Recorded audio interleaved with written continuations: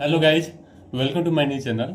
My name is Vivek और आज हम आपको बताने वाले हैं पोस्ट मैट्रिक यानी कि बोनाफाइड भी बोल सकते हैं, बोनाफाइड फॉर्म कैसे अप्लाई करें। आवेदन से प्रिंट तक क्या क्या दस्तावेज लगेंगे और कहाँ पे जमा कराना है, सारी प्रक्रिया इस वीडियो में। तो वीडियो को लास्ट तक बने रहें, ये वीडियो आपके लिए बहुत ही महत्वपूर्ण होने वाली है। ठीक है, तो वीडियो स्टार्ट करने से पहले अगर मेरा वीडियो अच्छा लगे तो लाइक, सब्सक्राइब एंड शेयर जरूर कीजिएगा। तो चलिए, फर्स्ट ऑफ ऑल आप अपने फ़ोन या पीसी में कोई सा भी एक ब्राउजर ओपन कर लेंगे। जैसे कि मैंने गूगल क्रोम ओपन कर रखा हूँ। यहाँ पे हम सर्च करेंगे पीएमएस स्कॉलरशिप। ठीक है, फर्स्ट वाला वेबसाइट खुल के आ रहा है, देख सकते हैं हमारे सामने एक फर्स्ट वेबसाइट खुल के आ चुका है, Bihar post matric scholarship official portal. ठीक है, फर्स्ट ऑफ ऑल हम इस पर क्लिक करेंगे। यहाँ पे क्लिक करने के बाद हमारे सामने इंटरफेस खुल के आ चुका है। ये जो स्कॉलरशिप है ये ईबीसी, ओबीसी, एससी, एसटी ये चार कैटेगरी को मिलता है। इसमें जनरल वाले को लाभ नहीं मिलता है। ठीक है, इसमें जो आपका एडमिशन हुआ है मैट्रिक, इंटर, ग्रेजुएशन या फिर आप डिप्लोमा कर रहे हो, आईटीआई कर रहे हो या अन्य प्रकार का जो बिहार में आप पढ़ाई होती है कोर्स, उससे अगर रिलेटेड है तो आपको स्कॉलरशिप का लाभ मिलेगा। ठीक है, तो सबसे पहले मैं आपको बता दूं, अगर आप बीसी से आते हैं तो आप यहाँ पे करेंगे जो आपको कर्सर दिखाई दे रहा है। अगर आप एस सी से आते हैं तो आपके लिए एक स्पेशल पोर्टल बनाया गया है, एस सी पोर्टल।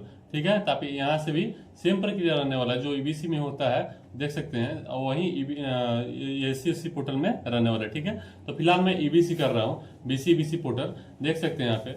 उसके बाद न्यू रजिस्ट्रेशन यहाँ पे है ऑप्शन, न्यू और रजिस्ट्रेशन 26-27 के लिए पोर्टल खोला गया है। मैं 26-27 पे क्लिक करूंगा।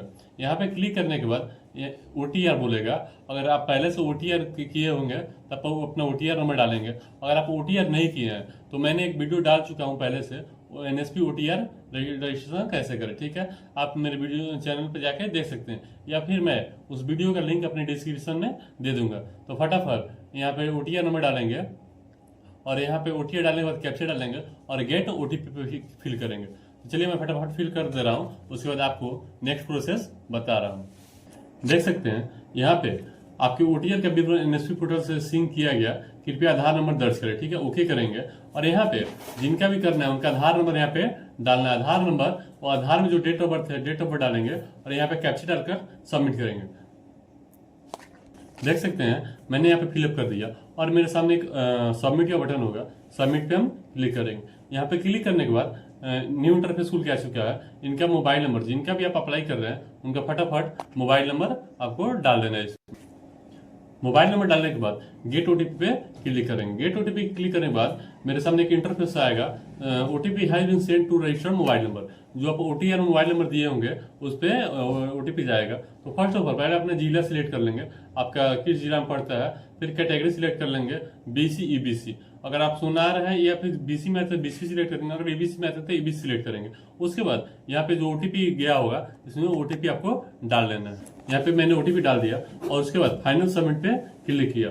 फाइनल सबमिट पे क्लिक करने के बाद थोड़ा देर वेट करेंगे, इनवैलिड OTP आ रहा है, OTP सही डाल देंगे। देख सकते हैं OTP डालने के बाद सबमिट किया।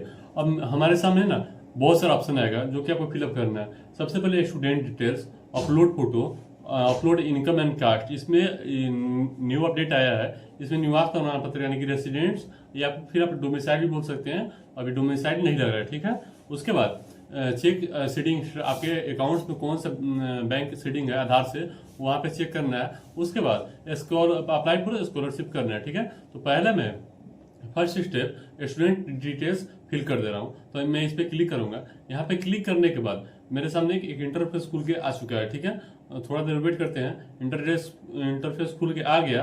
अब मैं आपको आगे का प्रोसेस बता रहा हूँ। देख सकते हैं इंटरफेस मेरे सामने खुल के आ चुका है। अब यहाँ पे पूछेगा ना एकेडमिक ईयर, आपका कौन सा एकेडमिक। हाँ, यहाँ मैं आपको बता दूं, सबसे पहले आप यहाँ पे एकेडमिक ईयर सिलेक्ट करेंगे। उसके बाद यहाँ पे ऑटोमेटिक फिल होके आ जाएगा। तो सबसे पहले आप अपना एकेडमिक ईयर सिलेक्ट कर लेंगे। जैसे मैंने एकेडमिक ईयर सिलेक्ट किया और थोड़ा सा वेट करेंगे, थोड़ा सा प्रोसेसिंग लेगा, आपका डिटेल्स फैच करेगा। ठीक है, यहाँ पे डालने के बाद थोड़ा देर वेट करना है। वेट करने के बाद देख सकते हैं यहाँ पे मैं प्राइवेसी की वजह से पूरा डॉक्यूमेंट्स आपको नहीं दिखा सकता। और यहाँ पे अपना मैरिटल स्टेटस और रिलीजन सिलेक्ट करना है। ठीक है, अगर आपका शादी हो चुका है तो मैरिड डालेंगे और ना अनमैरिड डालेंगे। आप किस कास्ट से हैं, अपना मतलब रिलीजन डालेंगे। उसके बाद यहाँ पे पूछेगा फादर ऑक्यूपेशन, यानी कि पिताजी क्या करते हैं, ठीक है। तो मैं आपको सजेस्ट करूंगा आप फार्मर डालें, ठीक है। फार्मर डालने के बाद यहाँ पे मैं आऊँगा और यहाँ पे आपको क्या डालना है, अपना ईमेल आईडी और आपका जो कॉरेस्पोंडेंस एड्रेस और परमानेंट एड्रेस है, यहाँ पे अपना कॉरेस्पोंडेंस डालते हैं, मतलब कि वर्तमान पता। अगर आपका परमानेंट पता यानी अस्थायी पता सेम है तो आप यहाँ पे क्लिक करेंगे, ठीक है। और यहाँ पे अपना ब्लॉक सिलेक्ट करेंगे, पिन को डालेंगे और अपडेट कर देंगे, ठीक है। तो पहले फटाफट मैं फिलअप कर दे रहा हूँ, उसके बाद आपको नेक्स्ट प्रोसेस बताने वाला हूँ। देख सकते हैं मैं यहाँ पे फिलअप कर लिया हूँ। अब यहाँ पे अपडेट करेंगे। अपडेट करने के बाद थोड़ा देर वेट करेंगे, थोड़ा सा अपडेट लेगा। देख सकते हैं मैंने यहाँ पे अपडेट कर दिया। अपडेट करने के बाद मेरे सामने एक इंटरफेस खुल के आ चुका है, जो कि होम पेज पे लेकर चला जाएगा। होम पेज पे जाने के बाद आगे का प्रोसेस है, आपको जो है अपलोड फोटो करना होगा, ठीक है। यहाँ पे सक्सेस हो गया, ओके कर दिया, ठीक है। ओके करने के बाद थोड़ा देर वेट करेंगे, ठीक है। देख सकते हैं स्टूडेंट डिटेल्स भरने के बाद हमारे सामने क्या चुका है, अपलोड फोटो। इस पे हम क्लिक करेंगे। यहाँ पे क्लिक करने के बाद आपको सामने एक इंटरफेस खुल के आ चुका है। अब उस इंटरफेस में यहाँ पे देख सकते हैं फोटो का साइज जो बोला गया लेस देन 50 के बी, यानी 50 के बी के कम का होना चाहिए, नीचे का होना चाहिए, ठीक है।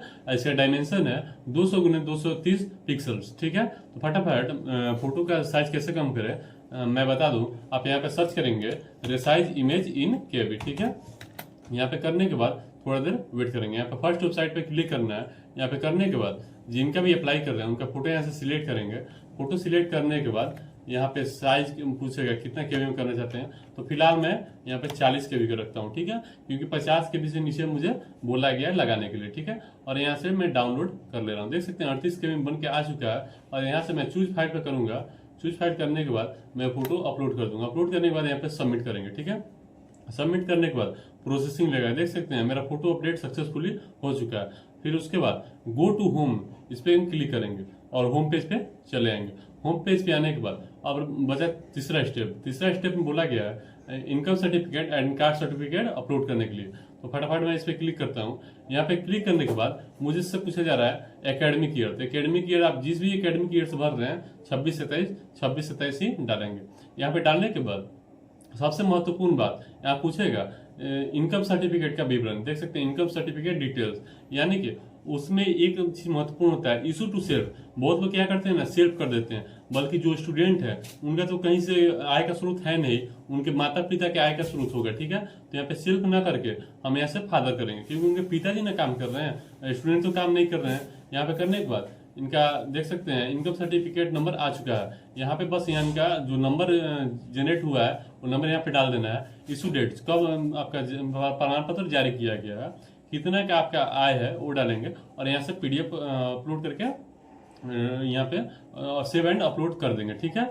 उसके बाद सेम प्रोसेस वही होने वाला है। जाति प्रमाण पत्र यहाँ पे ना सेल्फी रहने देंगे, क्योंकि जाति आपका है, ठीक है। और यहाँ से 24, 25, 26 3 ईयर का ही डाल सकते हैं। और हाँ महत्वपूर्ण जानकारी, आय जो है 2026 का ही होना चाहिए, ठीक है। अगर आपका 26 का जाती है तो 26, 25, 24 कोई भी एक सिलेक्ट कर लेंगे जो आपका बना हो, ठीक है। उसके बाद जारी इशू डेट, उसके बाद यहाँ से पीडीएफ अपलोड करना है और सेव करके गो टू होम पेज कर देना है। तो फटाफट मैं फिलअप कर दे रहा हूँ, उसके बाद आपको नेक्स्ट प्रोसेस बताने वाला हूँ। देख सकते हैं मैंने यहाँ पे डॉक्यूमेंट अपलोड कर दिया। अपलोड करने के बाद गो टू होम पेज पे जाएंगे। होम पेज पे जाने के बाद नेक्स्ट प्रोसेस हम लोगों का बचता है चेक सीडिंग स्टेटस। हम इस पे क्लिक करेंगे। यहाँ पे क्लिक करने के बाद मेरे सामने एक इंटरफेस खुल के आएगा। यहाँ पे है ना चेक योर स्टेटस, इस पे हम क्लिक करेंगे, ठीक है। थोड़ा देर वेट करेंगे।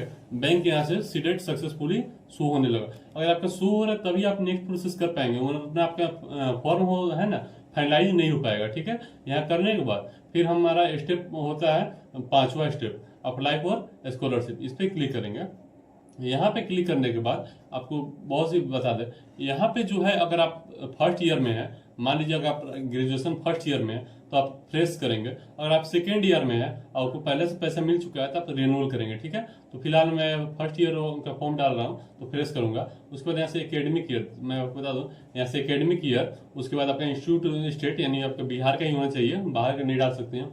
इंस्टीट्यूट डिस्ट्रिक्ट यानी कि आपका जो कॉलेज है कौन से जिले में है। और यहाँ पे एक और ऑप्शन है इंस्टीट्यूट ब्लॉक, आपका जो कॉलेज है किस ब्लॉक में है। फिर यहाँ से अपने कॉलेज का नाम सिलेक्ट करेंगे। तो फटाफट मैं इतना फिलअप कर दे रहा हूँ, उसके बाद मैं आपको आगे का प्रोसेस बताने वाला हूँ। ठीक है, यहाँ से करने के बाद मैं अपना डिस्ट्रिक्ट सिलेक्ट कर लिया, उसके बाद मेरा कॉलेज कौन सा पड़ता है ब्लॉक में वो सिलेक्ट कर लिया। अब मेरा कॉलेज का नाम बोल रहा है, ठीक है, तो मैं डाल देता हूँ अपने कॉलेज का नाम। ठीक है,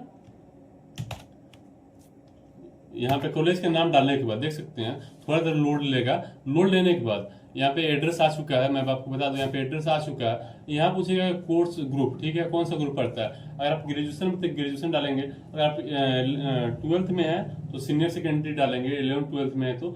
और उसके बाद आप पोस्ट पीजी करें तो पोस्ट ग्रेजुएट, और अदर डिप्लोमा करें तो अदर डालेंगे। ठीक है, आप जिस कैटेगरी में आते हैं अपने डाल देंगे। मैं ग्रेजुएशन डाल रहा हूँ। ठीक है, उसके बाद कोर्स नेम पे जाना है। अगर आप बीए कर रहे हैं 4 ईयर्स का, यानी कि आप सेमेस्टर वाइज कर दिया गया है, तो मैं फिलहाल इस पे कोर्स नेम पर सिलेक्ट करूंगा और यहाँ से मैं सिलेक्ट करूंगा डिग्री इन आर्ट्स 4 ईयर्स, यानी आप आर्ट्स से कर रहे हैं तो 4 ईयर्स, और कॉमर्स से कर रहे हैं तो आप डाल देंगे degree in commerce 4 years, science 4 years. आपको जो हो, मैं आर्ट्स डाल दे रहा हूँ। डालने के बाद थोड़ा देर वेट करेंगे। ठीक है, उसके बाद नेक्स्ट प्रोसेस मैं आपको बता दूं, यहाँ पे पूछेगा आपका कोर्स सेशन, जैसे कि अभी 26 चल रहा है, यहाँ पे 2026 डालेंगे। आपका सेशन क्या है 2026 से 30। ठीक है, तो मैं यहाँ पे फटाफट डाल दे रहा हूँ। यहाँ पे डाल देने के बाद यहाँ से आपसे पूछा जाएगा date of admission in this course.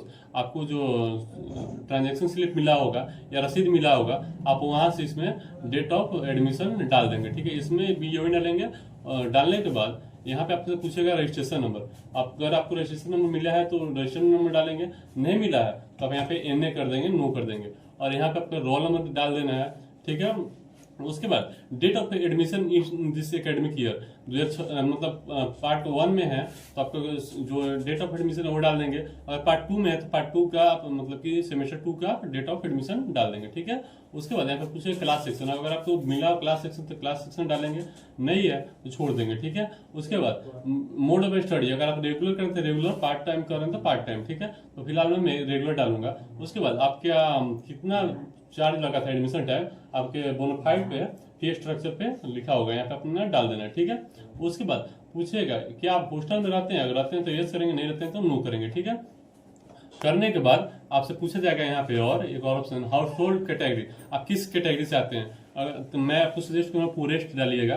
Purest डालने के बाद देख सकते हैं यहाँ पे डालने के बाद पूछा जा रहा है प्रीवियस पासिंग कोर्स डिटेल्स, यानी कि आपके लास्ट जो कोर्स पास किए होंगे उसके डिटेल्स बनना है। आप ग्रेजुएशन कर रहे हैं तो लास्ट तो 12th हुआ, तो यहाँ पे ग्रुप डी में आता है 11th 12th। अगर आप 11th में है तो आप यहाँ से डालेंगे 10th लेवल कोर्स। अगर आप ग्रेजुएशन के बाद कर रहे हैं तो ग्रेजुएट एंड पोस्टेड, आप अपने हिसाब से देख लीजिए आप किस ग्रुप में आते हैं। ठीक है, तो फिलहाल मैं ग्रुप डी करूंगा क्योंकि मैं ग्रेजुएशन का डाल रहा हूँ। यहाँ से डालने के बाद स्पेशलाइजेशन पूछेगा, आप अभी मैं तो इंटर डाल रहा हूँ, इसमें आप इंटर आर्ट्स साइंस कॉमर्स क्या चीज़ की हैं आप जो है डाल देंगे। ठीक है, तो मैं अभी आर्ट्स डाल रहा हूँ। कौन से बोर्ड से कर रहे हैं तो बोर्ड अपना सिलेक्ट कर लेंगे जो आपका बोर्ड हो। ठीक है, यहाँ बोर्ड डालने के बाद पूछ रहा है सेशन क्या था आपको, जैसे मैं अभी 11th 12th पास करके ग्रेजुएशन में हूँ, ग्रेजुएशन मुझसे पूछा जाएगा तो यहाँ पे कब से स्टार्ट हुआ कब खत्म हुआ मैं ये डाल दूंगा। पूछेगा कि आपका कोर्स कंप्लीट है, अगर कोर्स कंप्लीट है यस करेंगे, नहीं है तो नो करेंगे। ठीक है,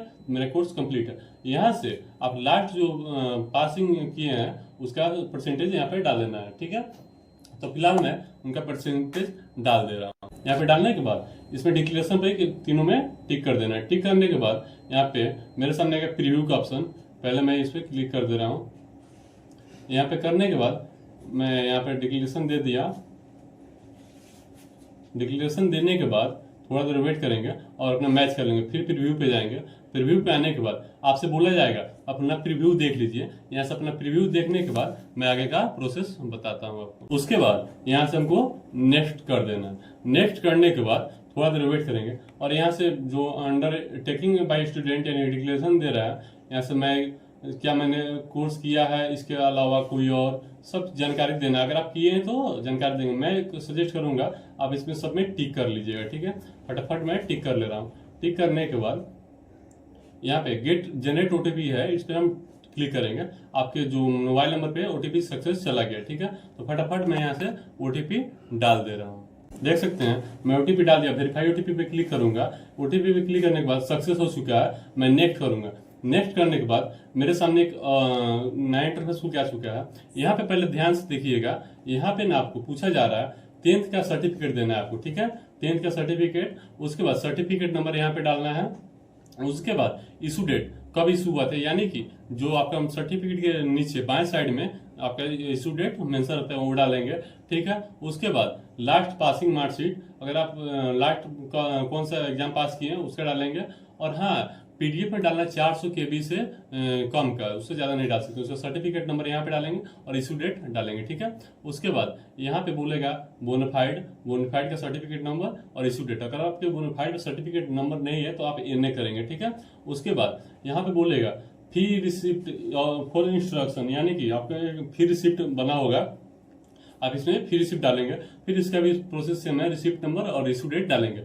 और यहाँ पे है ना fix by government state institute, यहाँ पे आपको आप देना चाहे तो दे सकते हैं, नहीं देना चाहे तो नहीं दे सकते हैं। उसके बाद आप फाइनल सबमिट पर क्लिक करेंगे। तो फटाफट मैं अपलोड कर दे रहा हूँ, उसके बाद आपको नेक्स्ट प्रोसेस बताने वाला हूँ। मैंने डॉक्यूमेंट्स अपलोड कर दिया और यहाँ से मैं फाइनल सबमिट करूंगा, ठीक है।